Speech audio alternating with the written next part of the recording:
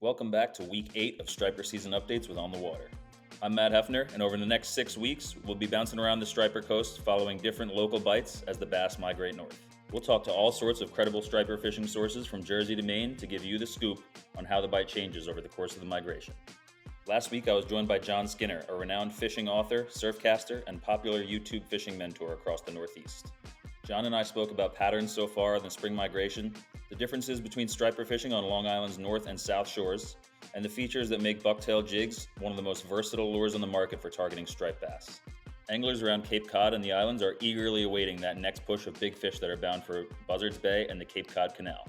Right now, there are plenty of slot-sized fish around Cape Cod, with some 20-pounders in the mix. The fish are feeding primarily on seaworms, which can be found darting around the surface of shallow salt ponds and back bays. With the worm feeds going on, stripers have become slightly finicky. But with the full moon flood tide likely pushing a plethora of bunker north, bigger bass are likely to follow. With plenty of spearing and killies in the back bays, I've been fishing with small paddle tails on lightweight jigs and only a 7 or 8 foot inshore surf rod. Swimming plugs are working too, but that bite should really pick up over the next week as water temperatures climb and bait moves in. This is my first spring striper migration on Cape Cod. So to get a better idea of what's expected around here, I'm speaking to AJ Coots, and we are in business. AJ, thanks for joining the show this week, man. Hey, appreciate it. Thanks for having me. Yeah, absolutely. So I wanted to ask you because I've been in the shop recently and I just got myself my first canal set up. Have you been out fishing at all? And if you have been, how's it been going for you? Well, for me, I'm kind of stuck between a rock and a hard place right now. I had a baby 6 months ago, baby boy. Nice. Very fortunate to have that. But on my days off, I'm playing dad, so it's been a little bit of a tough balance for getting out fishing. Anybody sitting in my shoes has been there. They understand what I'm talking about. But there's hopes. I'm hoping to pull some strings, get the boat in the water, and definitely spend some time down the canal this year. So Yeah, absolutely. So, well, congratulations on the little fishing buddy. I'm sure you're really excited about that. He's probably going to have his own pair of waders within the next year, I'd imagine. Oh yeah, and my dad, Grandpa over there, he'll definitely be spoiling them too. So Awesome. Yeah. So a little bit of background on the shop would be great. Can you tell people, I know the store's been open since 1947 and servicing the canal area for that long. So it would be great to know, how you and your dad kind of got into running the shop. yeah, he took it over in 2010. He bought it from the previous owners, Don and Elizabeth Strohmeyer. They owned it for 37 years before us. And then there was an additional 2 owners, I believe, before them. Gotcha. Dutton, Alden, and I can't remember the other guy's name. That's going back 60 years ago. Right. It just by sheer happenstance, my dad came across. He had sold his previous business that he was in, was out of work for a year, and kind of stumbled upon this and was like, hey, I like to fish. I can do this, Yeah. And, along came Red Top for us. So, That's awesome. I was still in school when he made the purchase. I graduated college in 2013, and then I hopped on full time at the shop and, been there ever since. So I was going to say, did you guys always have the red roof, or is that your own doing?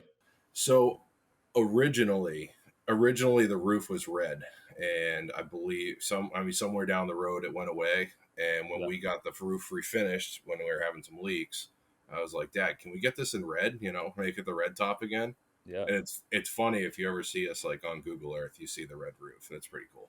Yeah, a lot of guys use Google Earth, not only for like finding their own spots and stuff, but you stand out on the map, not only because of the red top, but because, you're one of the main providers of Daiwa and Shimano and all these big name brands in the Cape Cod Canal area.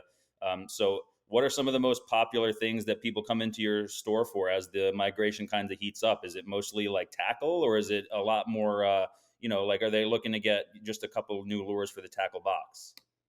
Yeah, we have such a huge clientele, and we have such a diverse fishery. Early season, for people who aren't out, chasing schoolies and stuff, they're still chasing trout. Yeah. So we have incredible freshwater fishery. That could be a whole different episode that we get into. And for the guys not chasing the schoolies, they're chasing the tog as well. But for the most part, springtime, the hardcore guys, they kind of hang up the freshwater gear and they definitely migrate all to saltwater at this point. Coming in, you have a lot of new guys looking for rods and reels. But for the most part, we're selling a lot of small swim baits. Okay. A lot of small swim baits, 3-inch, 4-inch paddle tails, some small top water lures as well. Stripers are a very aggressive fish when they're small, Yeah. and we have so many baits that can mimic those. I was going to say, when I was in the store the other day, I noticed, excuse me, when I was in the store the other day, I noticed that you guys had no sand eels, like Joe Bag sand eels, left in the size that I was looking for. I think it's like the 5/8 size. So that just goes off what you were saying. I mean, those are an incredibly popular bait, not only because of the profile, but the colorways are real great in imitating something like a spearing, even if it's not, a spearing profile or whatnot. But it's close enough, and matching the hatch this time of year is really important, especially when right now we got the worm hatch going on.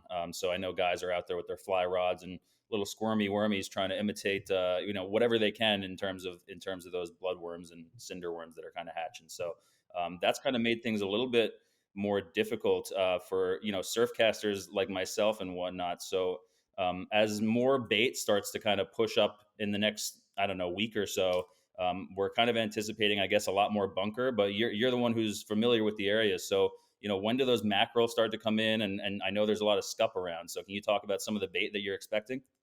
Yeah, so it's a weird fishery we have. 5 years ago is different than this year, and 5 years from now will be different from this year. This year we had an early push of pogies. We were stuck between that high and that low front. We had winds blowing 40 out of the north for a week straight there. Yeah. All the bait disappeared. It took a couple of tide cycles to clean up the canal. In Buzzards Bay, we're seeing some spearing, as you had mentioned, some sand eels even. Yeah. And, more specifically in the canal, we still have herring. So the herring run's definitely one of the places to be targeting right now. Traditionally speaking, the past 3 or 4 years, we've had more juvenile and adult pogies in the canal than we did, say, 2010 when we took over the business. There's a shift from mackerel to pogies. I can't tell you exactly when it happened, but it definitely happened.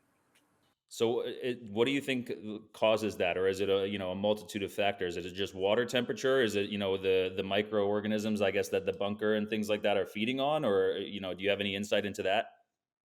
I mean, I'm not a biologist, but I do know that there's been a recent change in the regulations for mackerel. Oh, really? Okay. Don't quote me on this. You may have to edit this out, but a customer told me that they said that you can only keep 15 now. Okay. Mackerel was a fish that never had a limit. Recreationally, you go out, sink the boat, no problem. Whether you're going to use them for bait, eat them, so on and so forth. Yeah. So I think that gives you a little bit of insight that maybe the mackerel are being overfished, and maybe that's why we're starting to see, abundance of pogies. Yeah, and it's funny. I mean, I'm from Long Island, so it's remarkable the difference in the prevalence of bait species down there. It's almost all bunker. We get plenty of spearing and just a ton of bunker. I mean, there's been times where I've been out on boats off of Long Island, and it's just, especially on the days where it's glass and you can see all the pods on the surface, it's miles and miles, endless bunker, just fields of little fins sticking out of the water. It's pretty crazy. So I know bunker have had some regulations in New York. It used to be, I don't know if it still is. I can't don't quote me on this either, but 100 fish was the limit. I think now it might be actually 50. And it is possible that those are getting overfished as well. So it would be interesting. I'd be interested to know, what's going on with the mackerel fishery and how that's, affecting the bunker fishery coastwide. Because it seems like there's more bunker than ever some days.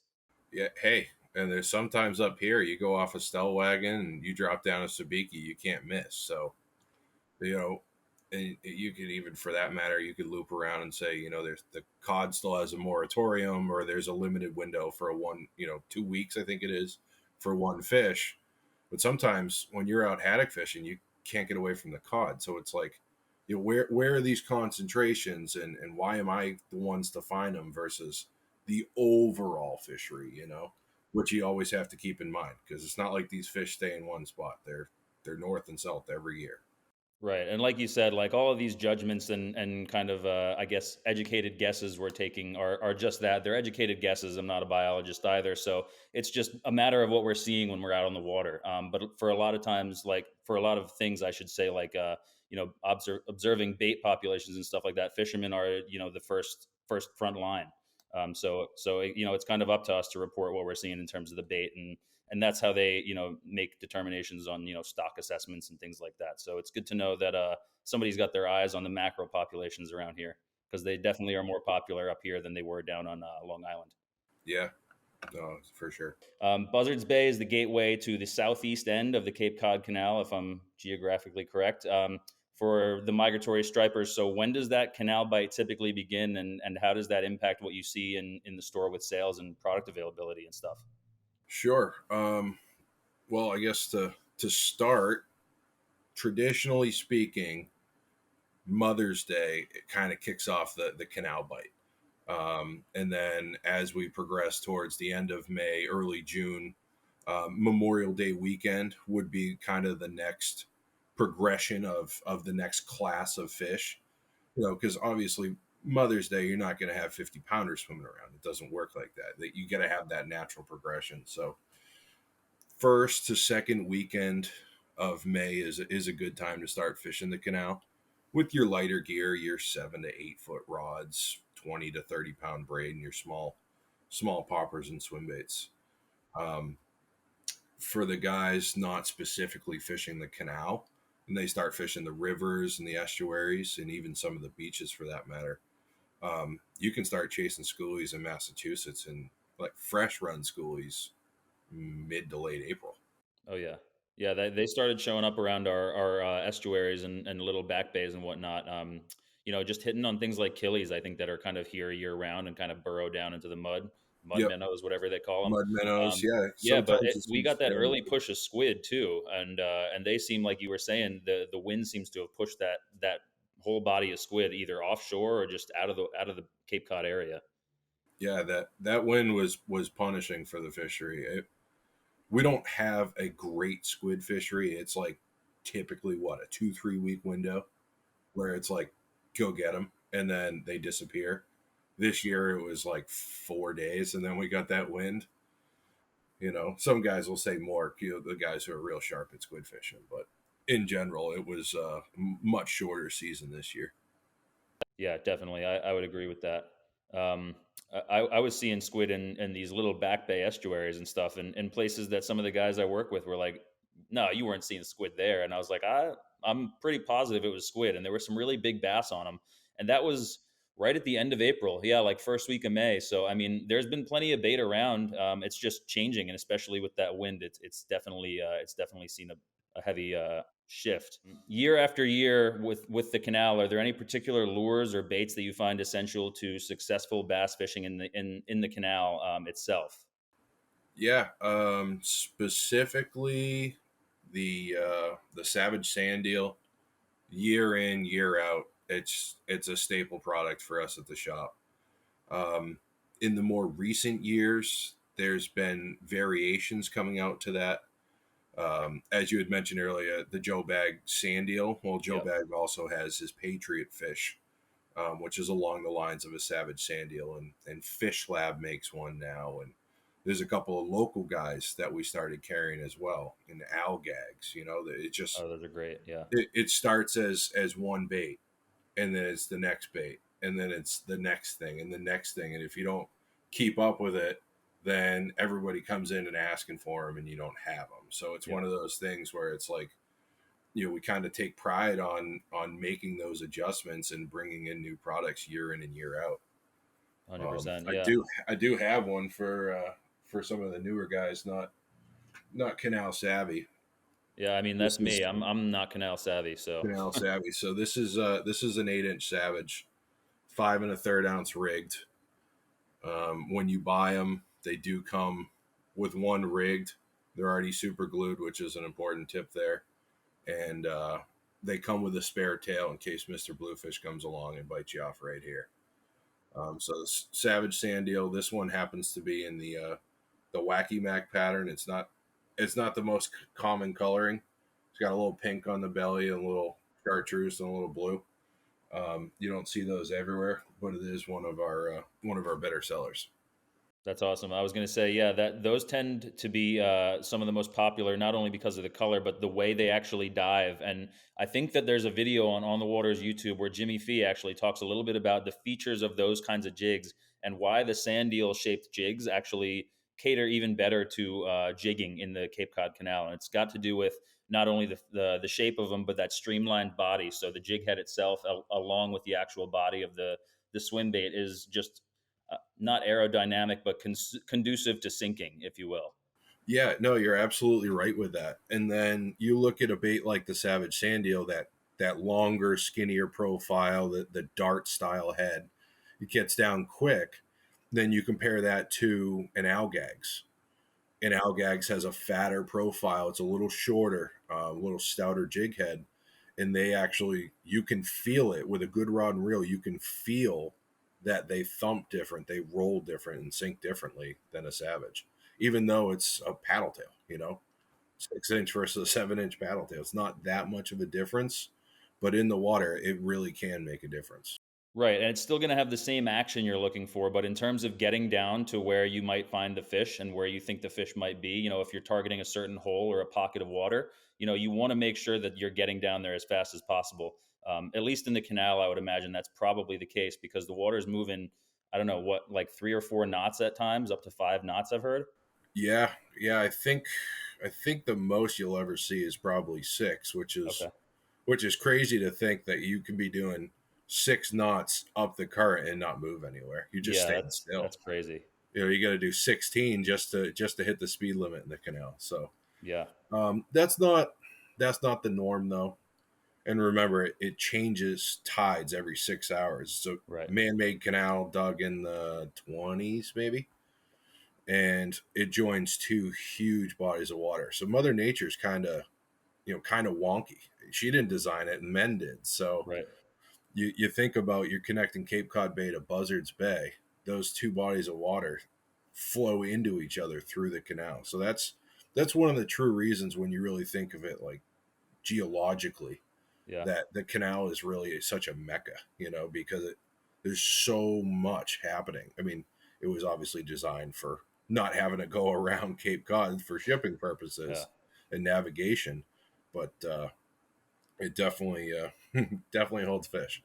Oh yeah, it's made a huge impact on the fishery. I mean, no reason to explain that. It Yeah. speaks for itself. But Well, I think you're wasting your time if you don't have one of these in your bag. So this is a Sebile Magic swimmer. They don't technically make them anymore. They came out under Berkeley this year under new brand. We still have a ton of Sebile Magic swimmers in stock. awesome. Like I said, you might be wasting your time if you don't have one of these in your surf bag. They make them in a few different sizes, from 165 millimeter to 228. So it's 6.5 to 9 inches. Okay. About 2 ounces, and the big one's 5 ounces. This one, I actually put a single hook on the rear and have the standard treble hook on the belly here. Yeah.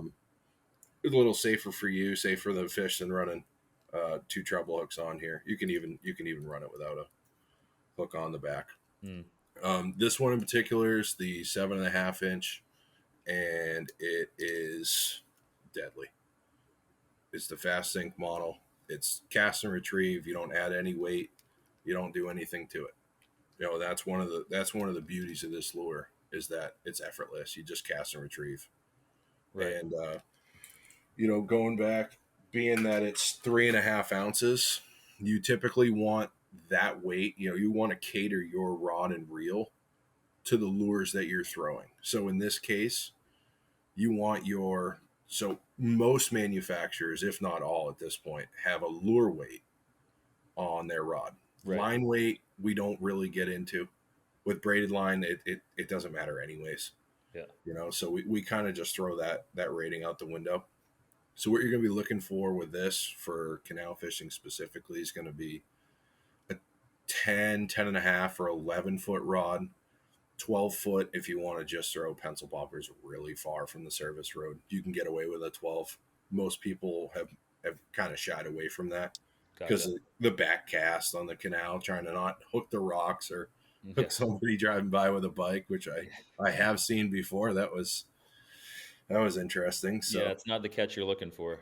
no, no. So on that, you get a lot of lures in the 2 ounce to 5 ounce range.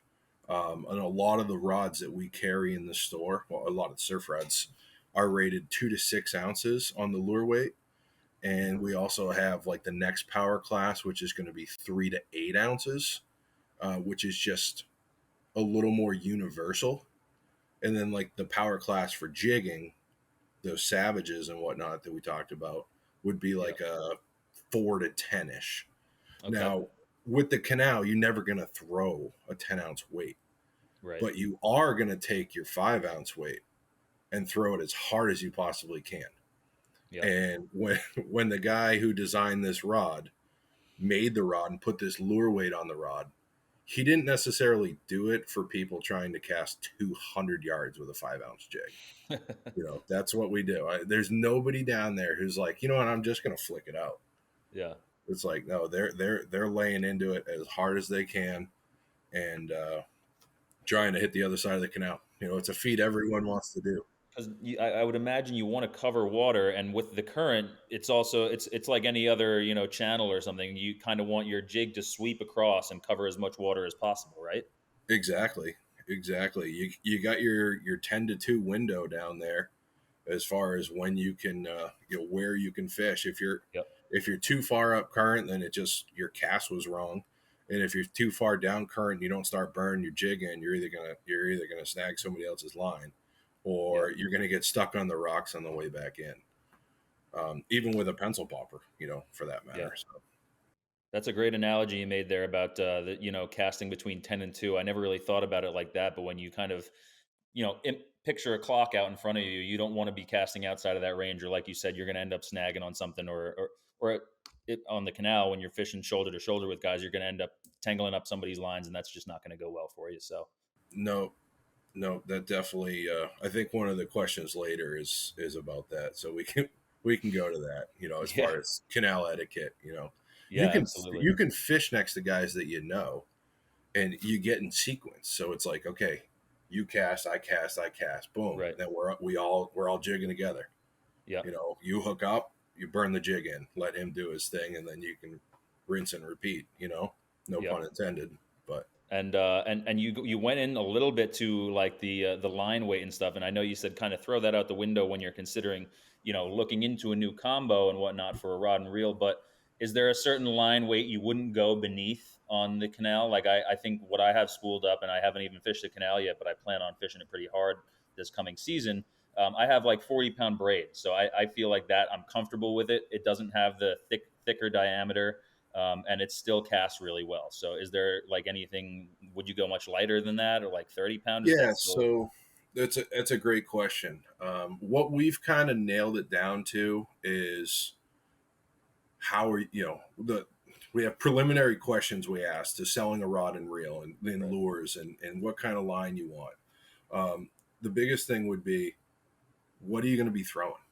If you want to Yeah, cast really far and you have your 11-foot or your 12-foot rod, then we're going to want to go with probably 30-pound braid, right. because you're going to get extra distance and you're probably only throwing pencils, Hmm. up to 3.5 ounces maybe. Right. If you're doing top water and jigging, 50-50 split, as a lot of guys do with that universal rod, that 3 to 8 rod that'll handle everything. Those guys would go with 40, like you have. 40 kind of covers your bases between casting well, Hmm. but maybe giving you a little extra break strength and abrasion Definitely. for, jigging for that application. And then if you're buying just a dedicated jig stick, most guys are going to go 50, and some guys will even go up to 65. Gotcha. And when you have leader, I mean, when you have line that's 40 to 60 pounds, let's say, what are you using for a leader there? Is it like 80-pound fluorocarbon? And do you have a preference? Do you find there's a difference, at least in the canal, between mono and fluoro? So when the bite's slow, you definitely want to be fishing fluorocarbon. It is more expensive, everyone knows that. But when the canal's slow, you want to give yourself every advantage that you can to hooking up Mhm. to a fish and fooling a fish. Fluorocarbon doesn't refract light underwater, Okay. so it basically once it goes underwater, it disappears. It's invisible. Mono doesn't do that as well. Yeah. So I guess if the bite's on, you really don't have to be wasting fluorocarbon. It's Right. not going to help you a lot in that application. So it's just something to keep in mind. Yeah, and it's Um, I'm glad you brought that up about the visibility, because that's a huge thing I've noticed is, and it happens to a lot of guys I think that are fishing, for down in Florida, fish like snook and stuff. But you if you don't cut your leader back or switch it out every few fish yeah. with monofilament, you're going to notice that your leader starts to get like a white color, Yep. especially where there's a lot of tension on it, right down towards the lure. So if you're not cutting that back and trimming it, it might actually play like when the bite's not on, it might affect the bite and it might not get you where you're looking to be. So I think that's a great point that you made, especially in the canal. That fluoro can actually make a difference, because a lot of people kind of think that they're just, you can switch on and off, but Yeah. And as far as pound test goes, um, there's a couple different beliefs when it comes to that. yeah. Number one is you want to be like equal to or lesser than your main line, Hmm. because if you were to get snagged, you can break off your leader Right. and still have all your braid and just tie on new later. Yeah. So if you're fishing 30, run 30 or less. Um, the other school of thought would be if you have like 40 on your reel like you do, and you're Hmm. going to be doing a lot of jigging today. You went down, you planned a jigging day. You may want to run 50 or a 60-pound leader for that extra abrasion resistance on the rocks when your jig's just rolling on the bottom. Right. So if you get snagged, something's eventually going to give. More than likely, it's still going to be the knot at your leader. True. Just That's make a sure great you don't point. make sure you don't pull your rod straight up. Point it straight at the Yeah. snag and walk backwards. Yeah, and hold, cup the reel and walk backwards until it just pops, because that's how you pop the knot instead of your rod in half. So Yep. Yeah, I've seen it. We see it yeah, all the time. I made that mistake once when I was fishing back in New York City area, fishing a reservoir, and I snagged on a rock, and just giving the little flick, trying to get it loose, and one too many flicks, you go a little too hard, and that rod tip will just snap. It's more Yep. delicate than we give it credit for. Yeah, and it's also on the contrary, in normal fishing applications, they're significantly stronger than we give them credit for. It's Absolutely. a really really unique thing. They're sensitive to abuse and neglect, getting rattled around. Yeah. But you have a rod that weighs 9-10 ounces built, Yeah. right? Yeah. And you can catch a 50-pound fish on it. So Yeah. It's pretty unbelievable. it's wild to think about. Yeah, and the current, and when you have a fish fighting in current like you do in the canal too, yeah, that doesn't add actual weight, but it adds extra force on that drag, and that's just going to keel your rod over even more. So, I think if you could speak a little bit about like what kinds of rods do you, or is there a certain brand of rod, I should say, that you would specifically recommend to like a first time canal fisherman? Yeah, that's a great one.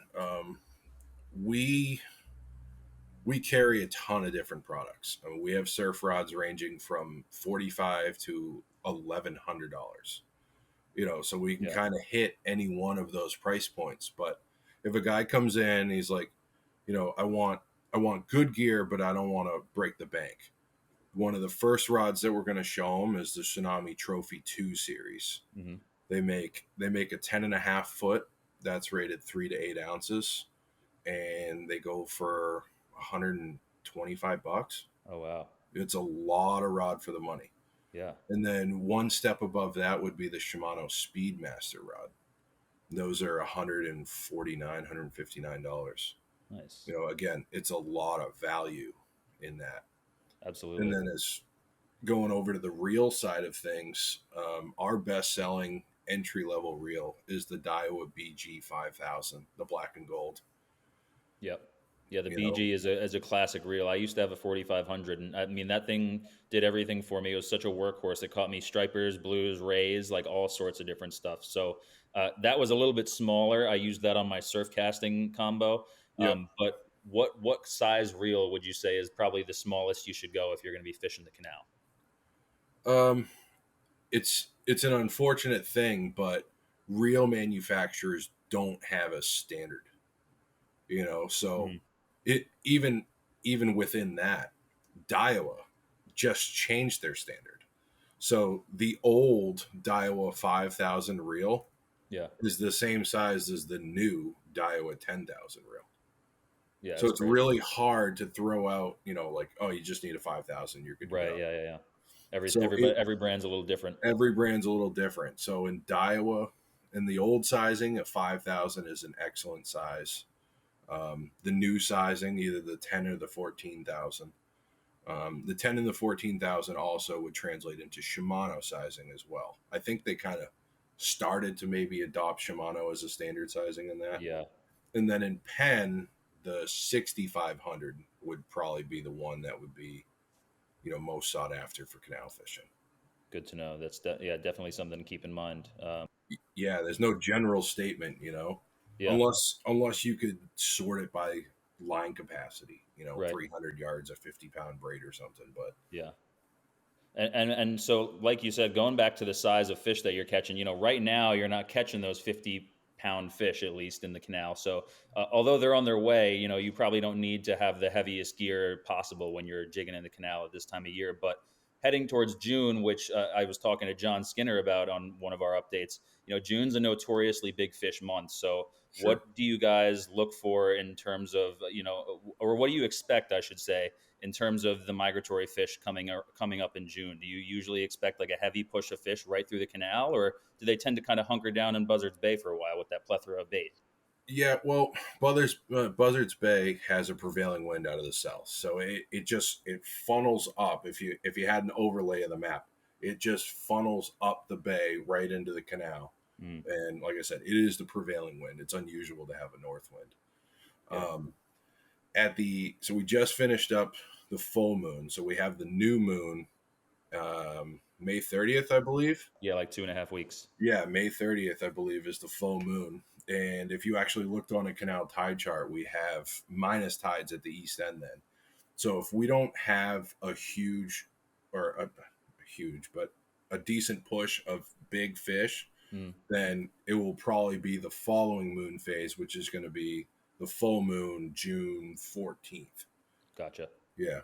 So a lot of guys who plan vacations or plan trips up to the canal, the moon plays a huge part of that planning process, Yeah, because the moon has a tidal effect.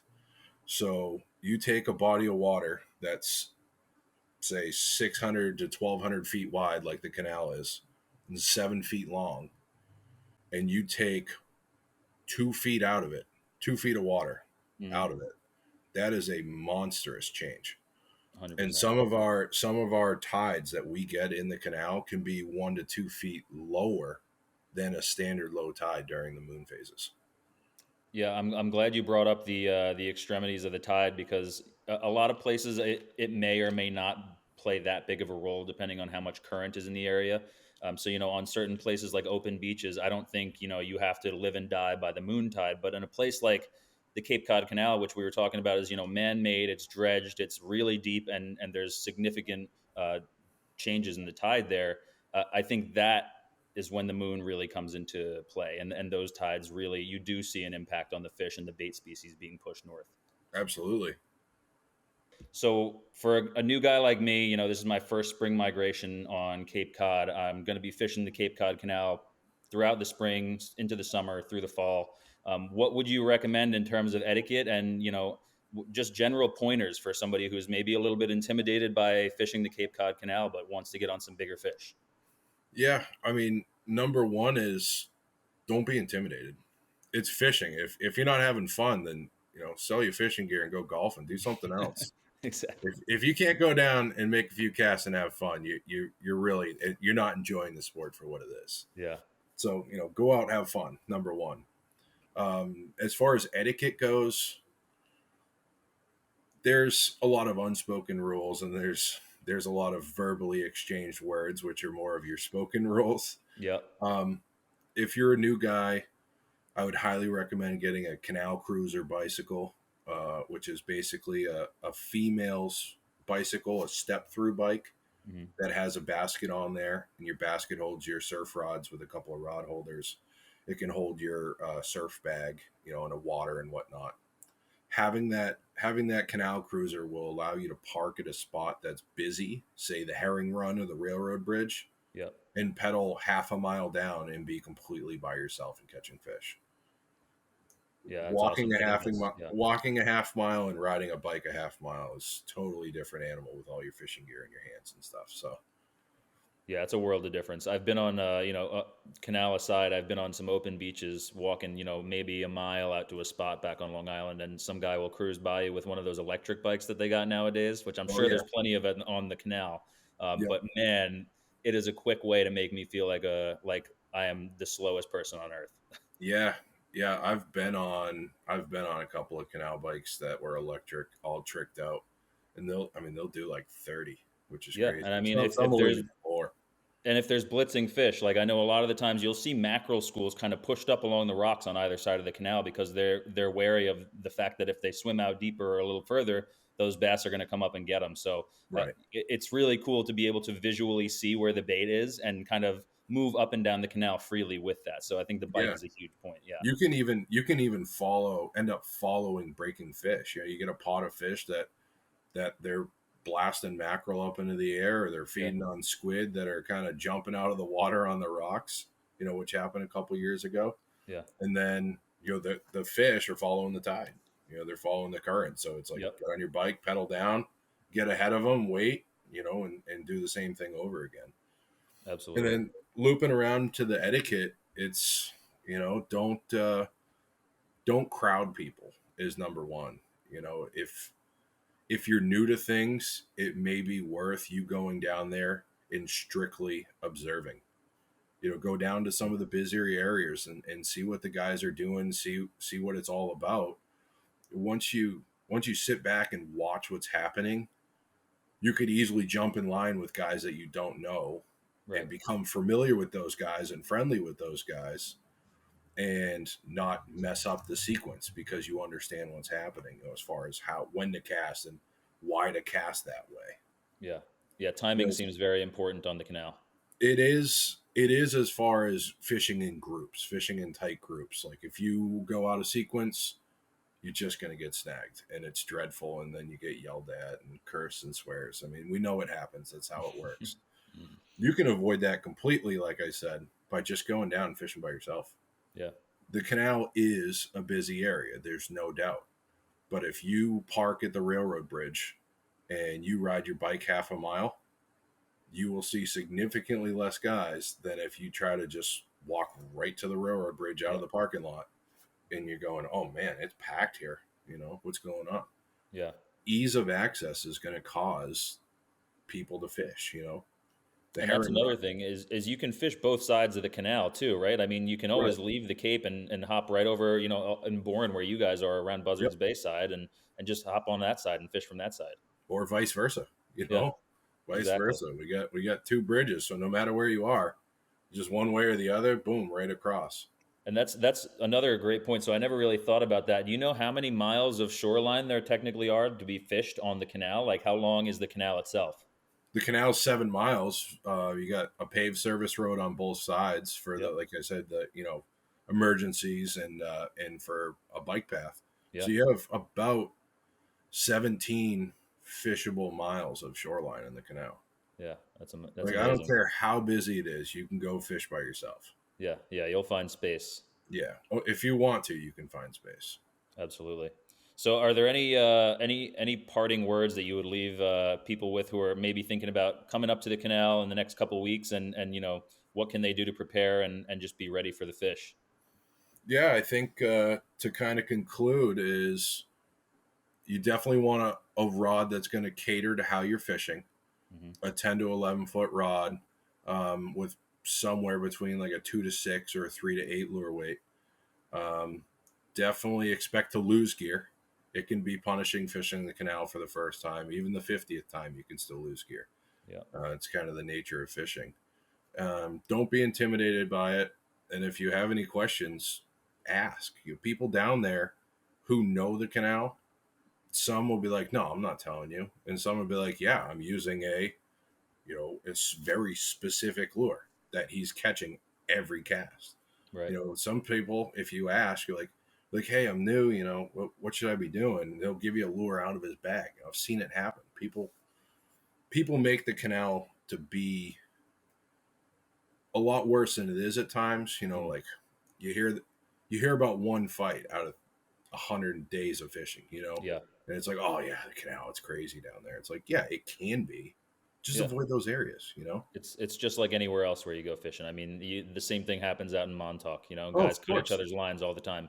Yeah, or you can be playing bumper boats at Block Island. Yeah. So And I everywhere think you go, there's crowded spots. Yeah, and it's really, I like that you said, don't be afraid to ask questions, because I'm somebody who always is asking questions in anything that I do, especially, fishing. And when it comes to asking questions, you guys are a really close drive. You're right off of, like I said, right off of that last exit if you're hopping over the Bourne Bridge. So Right. On your next trip down to Cape Cod or to the canal, stop into Red Top, say hello to AJ or Tom, and grab all your necessities for fishing Buzzards Bay and Cape Cod. Absolutely. If we don't have it, you don't need it. That's a great motto to live by. All right. AJ, thanks for joining this week, man. It's been a pleasure having you, and you're a wealth of knowledge for the Cape Cod and Buzzards Bay area. I appreciate it, man. Yeah, absolutely, man. I appreciate you having me on.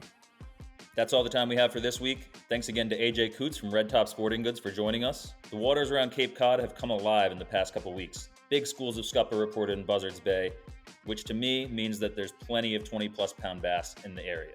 Just like AJ said, that squid bite seems to have died down significantly, and bunker pods have been pretty spotty, but dense schools of them can still be located in the shallow surf and in the back bays. Water temperatures around the Cape are still in the low to mid-50s, but with scup, menhaden, mackerel, and more reaching the Cape's waters, bass fishing is about to blow wide open. Right now, most of the bass can be found in shallow bays and estuaries, but there are plenty of fish roaming the surf, and soon, areas like the Monomoy Rips will be teeming with life, and bass will really put on the feedback. Keep in mind the tips and pointers that AJ touched on when it comes to fishing in the canal, and be sure you don't fish for stripers undergunned in the best interest of both your gear and the safety and health of the fish. I'll be out surf casting pretty much every night until that body of 30 to 40 pound fish moves through. It sounds like it could happen with the next new moon or the next full moon.